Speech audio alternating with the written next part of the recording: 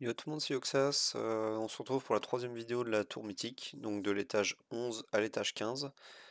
Et, ici, on a remplacé Natasia par Light Ophélie. Donc vous allez voir que ça peut le faire aussi. C'est parti, on laisse toujours BTB en lead. Et là, on passe vraiment sur un format XXL parce que on va vraiment beaucoup plus vite. Donc ici, toujours la même chose. On S3. Et pareil, vu que ici j'ai choisi Light Ophélie, j'ai évidemment choisi un set salvation. On est sur un autre rythme de jeu. Donc voilà, je pense que ceux qui ont Light Ophélie ont les moyens de farmer au moins un set salvation. Et comme vous voyez, BTB plus Light Ophélie avec le set. Bon, le set salvation n'a rien à voir là-dedans. Mais le BTB, voilà, il a tout à peu près mid-life. Donc le S3 de Onomaros, sans trop de suspense, contrôle beaucoup de monde. Bon, ce qui n'empêche qu'on est toujours sur la même problématique, hein. Les Valux sont un gros problème. Et avec Light Ophélie, il n'y a plus place au fait de devoir raise. Donc il va falloir vraiment bien gérer tout le combat, du début à la fin.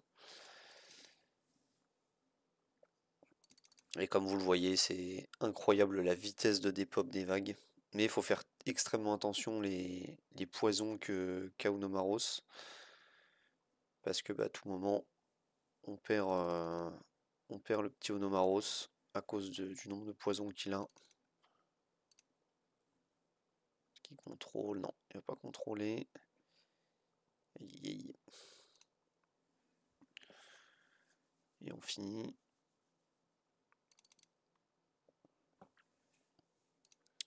Donc ici, on rebuff PV. C'est parti. Double S3 de Akrine, de BTB, pardon. S3 de Onomaros. Et tout est gelé sauf un imp, je crois.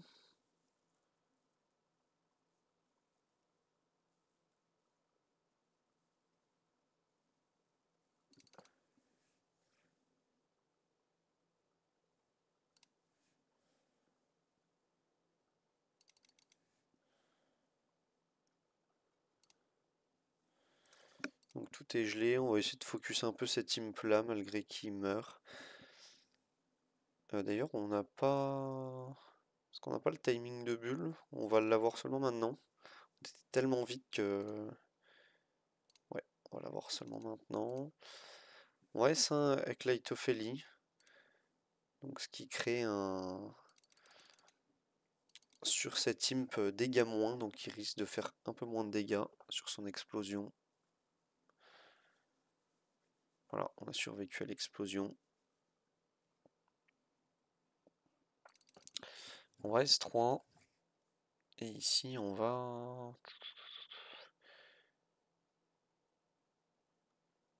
Cette Paston... Donc là, on charge seulement le troisième stack de Akrine, hein. C'est les 5 salvations, c'est ceux de Light Ophélie. Vous pouvez voir que voilà, 59 000 HP, 46 000 HP, 57 000 HP et 58 000 HP. C'est hallucinant.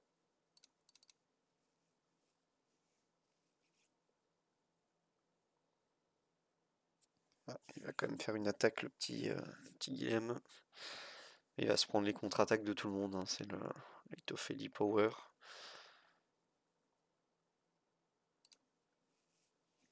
Et il est mort.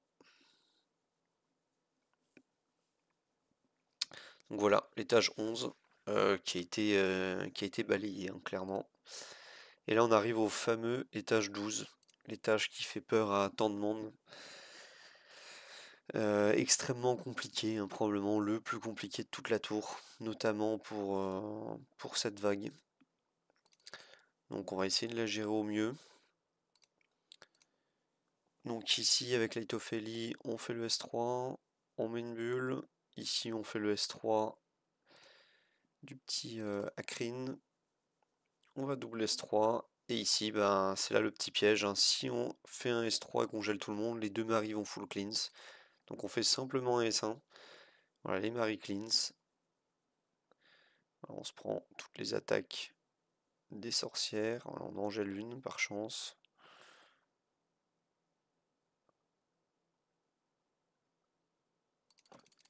Et le BTB qui va taper et qui va, vous avez vu, tuer une Marie complètement et tout seul. Il a eu besoin de personne.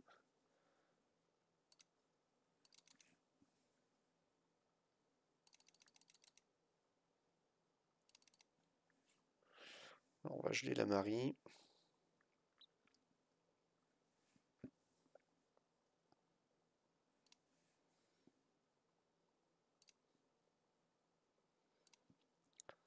Voilà, il ne nous reste déjà plus qu'une sorcière. Donc, évidemment avec Light Off, ça simplifie énormément la run. J'aurais pu buff PV.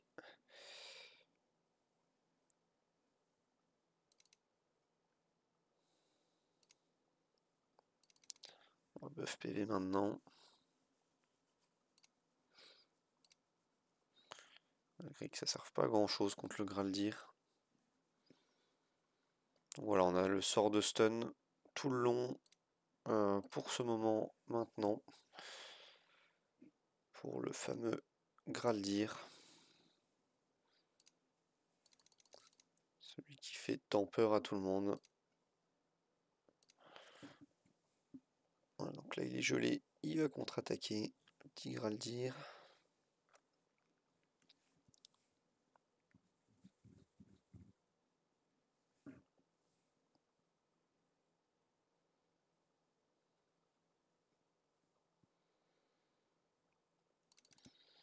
Voilà, beaucoup de réussite sur le Graldir.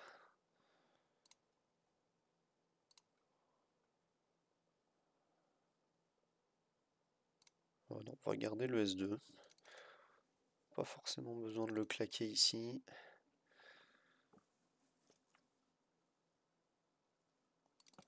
Ok, donc ouais, S3.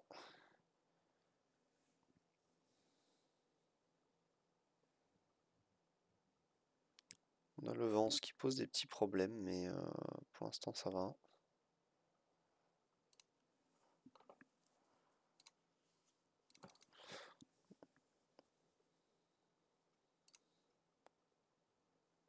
On n'a pas le S3 de Ono. C'est une petite erreur de ma part là de pas S3 avec Ono. Aïe aïe aïe, le Hakrine qui meurt, ça c'est un gros problème.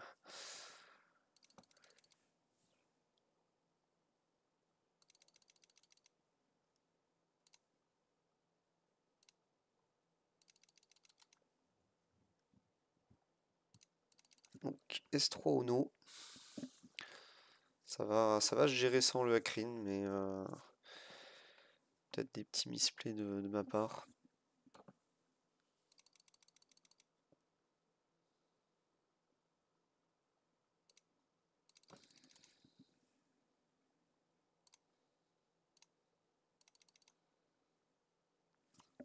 Parfait. Les 3 sont stun, ils vont sûrement mourir à la fin de ce cycle. Bon, vous voyez que ça va extrêmement vite, avec cette composition, les étages. On enchaîne, on enchaîne. Donc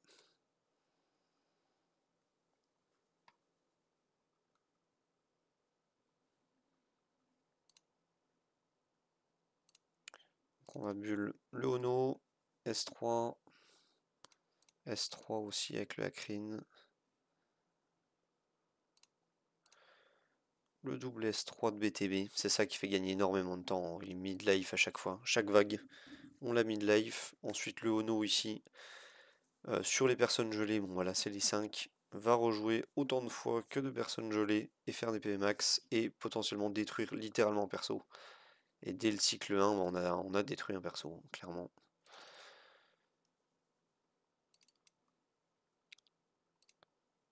On va garder le S3 avec BTB. Pour déjà la vague 2, on peut déjà la préparer là.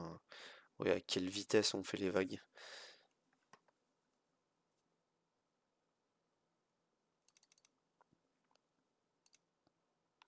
Donc pour ça, il faut s'assurer d'avoir un BTB qui a le plus d'attaques dans la composition. Bon, vu que c'est des full tank, c'est pas trop difficile.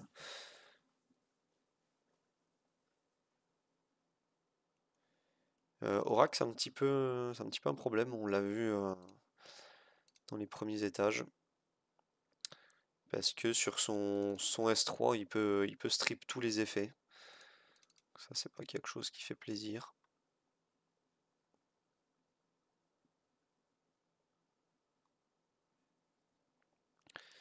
Qui est le Urzag, qui fait la toupie, mais qui va prendre toutes les contre-attaques.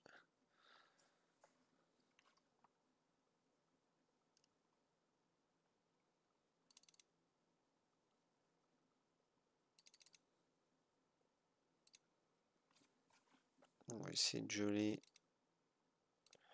un petit Urzag, pourquoi pas, non, on l'aura pas. Mais la grosse priorité, c'est vraiment sur Aurak. Voilà, il est regelé, c'est parfait.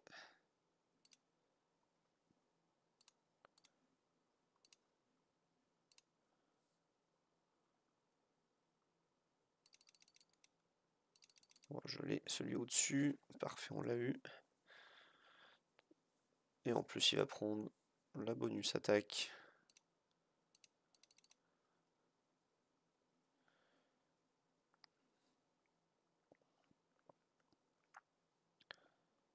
Parfait, parfait.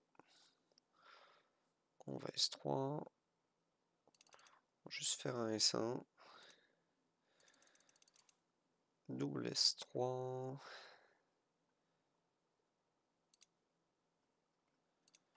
Et on va S3. On va voir qui est gelé. On a tout le monde. C'est parfait. Donc j'aime bien garder le sort de stun pour le deuxième cycle, si vous l'avez déjà remarqué. J'aime beaucoup faire ça. Je trouve ça bien pratique.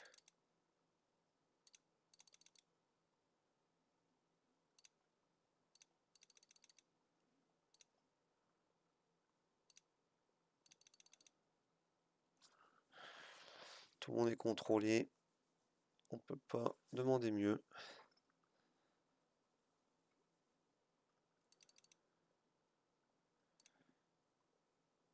Hop, on va aller sur le Zatlux.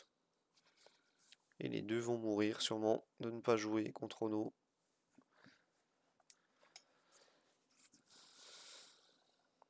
Donc l'étage 13. On est sur l'étage 14. Donc je ne l'ai pas refait depuis que Crazy Urzag a été up. Je vois qu'il est là. Donc à voir. Peut-être que le moindre tour où on le laisse jouer, c'est perdu. On va voir à quel point son buff est intéressant. J'ai pas trop lu, mais je crois savoir que la raison principale c'était surtout en PVP où ça rajoutait du taux réel. Taux de coup réel en A2, si je me souviens bien.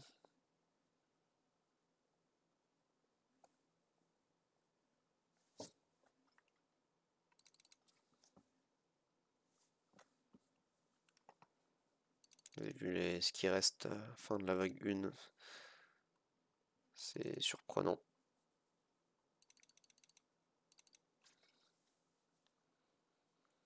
Mâche-feu qui va pas jouer et qui va mourir en fin de cycle.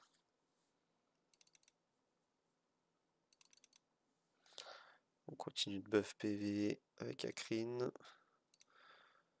On espère contrôler avec Ono, c'est pas le cas.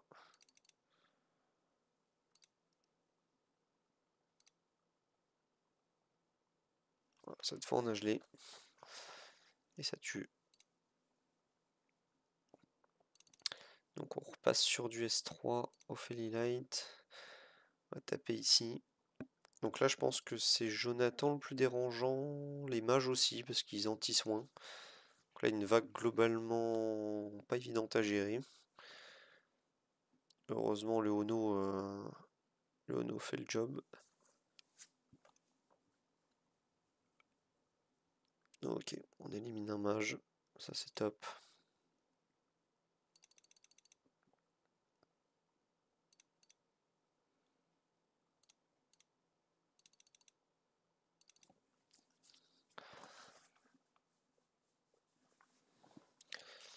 Ok, donc là ça se joue entre le mage duo ou Jonathan. Lequel des deux va être Ouais, c'est ça, sa main insoignable, ce mage.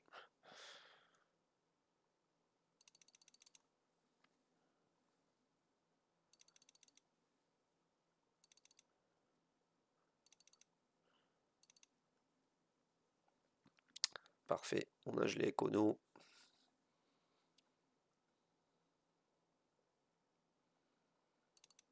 Donc on fait un S3. Avec Akrin, on va descendre les stacks de blocage de Crazy Urzag. Double S3 sur Crazy Urzag avec BTB. Ici on va stun Voltra. Vu qu'elle est dernière à jouer, si on la stun, on est sûr qu'elle fasse pas de join attack.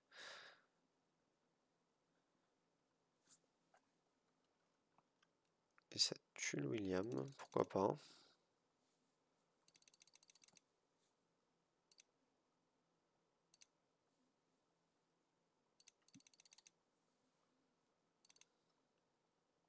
Aïe, aïe, aïe, on tue pas Crazy Urzag.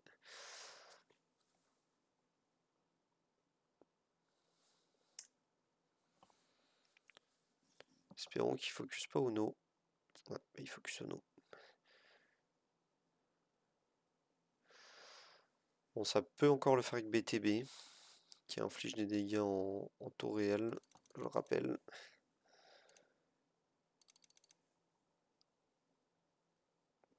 Pas en taux réel, pardon, en pourcent de PV max.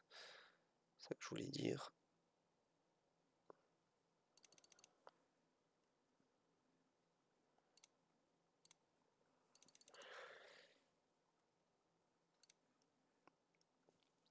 Donc j'ai pas vu si c'est vraiment Crazy Urzag qui a tué Ono. Mais Ono a pris cher, clairement. Et le dernier étage, donc on est sur l'étage 15.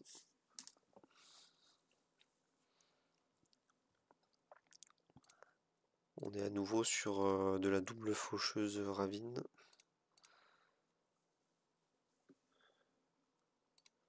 Donc vous voyez la grosse différence, hein, au niveau des temps par rapport aux autres vidéos. Là on est à un quart d'heure de combat et pour faire les 5 étages. Là où sur les autres on était plutôt sur du 3 quarts d'heure. On a fait x3, clairement. Peut-être aussi plus de réussite, hein, au niveau des gels de Ono. J'ai pas trop fait attention à ça. Comme là on a 3 sur 4 de gelé. Un mob déjà de mort. 3 mobs de mort maintenant.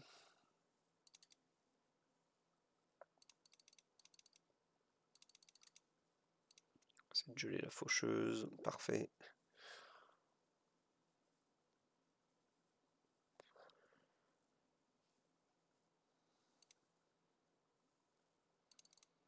Il va rebuff PV le petit Akrin. Et on finit en S1. Donc ici la vague est pas très embêtante.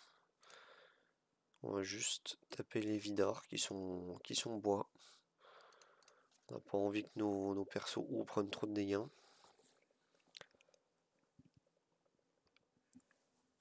On a 4 sur 5 gelés encore.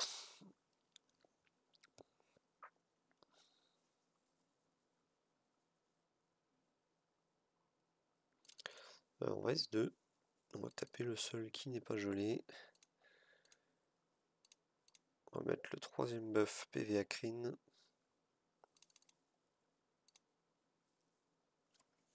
Parfait. 4,5 gelés sur 4. Gelé ou stun, hein, évidemment. Il y en a même qui ont les deux états.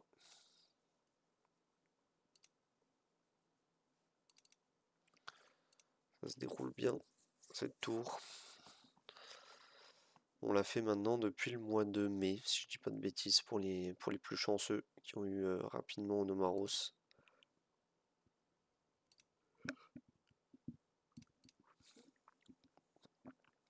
Alors, tout est remplaçable, hein, c'est ce que j'essaye de vous montrer au travers de mes vidéos. Rien n'est indispensable dans ces teams.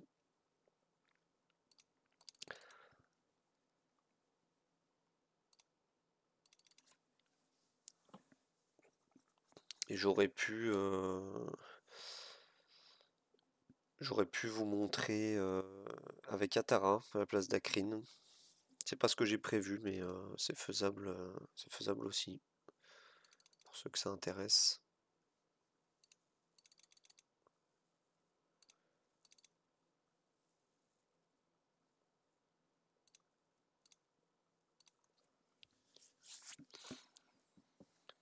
Voilà, 2 map contrôle.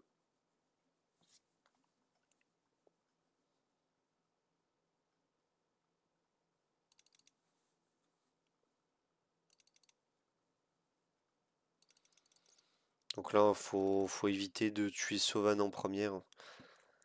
On est quand même sur de la tour mythique. Si Sauvan donnait son attaque à ses alliés, sûrement que ça ferait extrêmement mal.